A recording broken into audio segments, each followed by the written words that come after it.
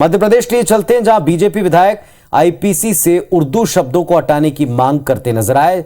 BJP ने इसका साथ दिया तो कांग्रेस ने इसे ध्रुवीकरण की राजनीति करार दिया।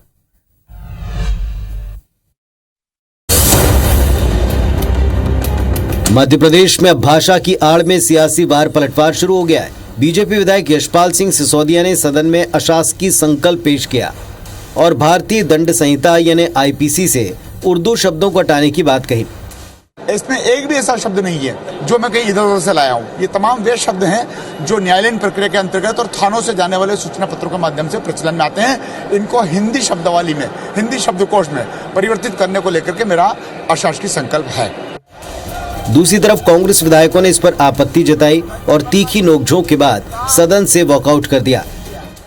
इनका जो बस चले ये कर देंगे। ये तो संविधान से चलने नहीं चाहते ना। जो संघ से पाठ पढ़ा दिया जाता है वो पढ़ के आते हैं, वही बोल देते हैं। भारतीय दंड संहिता ब्रिटिश काल में 1 जनवरी 1962 को लागू की गई थी। इसमें वक्त वक्त पर कई संशोधन हो चुके हैं। बीजेपी विधायक ने इसे सरल करने की मांग उठाई है, लेकिन टाइमिंग के कारण इसे चुनावी चश्मे और मजहबी नजरिए से देखा जा रहा है।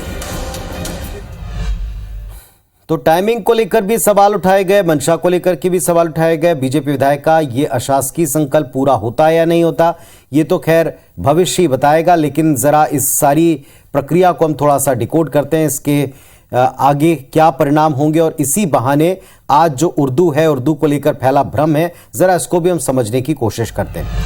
दरअसल उर्दू का जन्म अरबी, फारसी और हिंदी भाषाओं को मिलाकर हुआ है।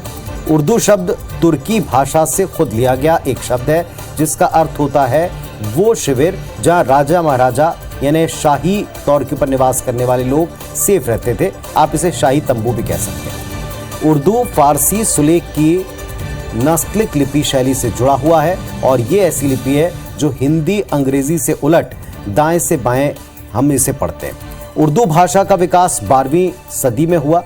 उर्दू भारत के संविधान के अनुसार मान्यता प्राप्त 22 भाषाओं में से एक है, जो भारत के 6 राज्यों की राजभाषा के तौर पर प्रयोग होती है। एक और मिथ है कि उर्दू मुसलमानों की भाषा है, जबकि ऐसा बिल्कुल नहीं। दुनिया में ऐसे मुसलमानों की संख्या करोड़ों में आती है जो उर्दू नहीं जानते, और ना ही उनके पूर्वजों ने किसी को हिंदी के साथ उर्दू का कोई ज्ञान रहा हो। उर्दू का आप इतना गुनाह मान सकते हैं कि 1947 में जब भारत आज़ाद होने के बाद बटा विभाजन हुआ तो लोग यहाँ से पाकिस्तान गए। उनमें से ज़्यादातर कई लोग उर्दू को जाना करते थे, उन्होंने उर्दू को छोड़ा नहीं।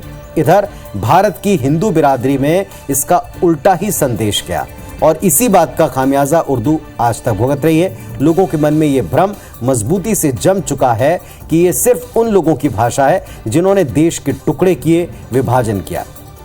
उर्दू से दूर रहना चाहिए, ऐसा कई लोग जो मानते हैं, उसके पीछे एक बड़ा मिथ वजह यही।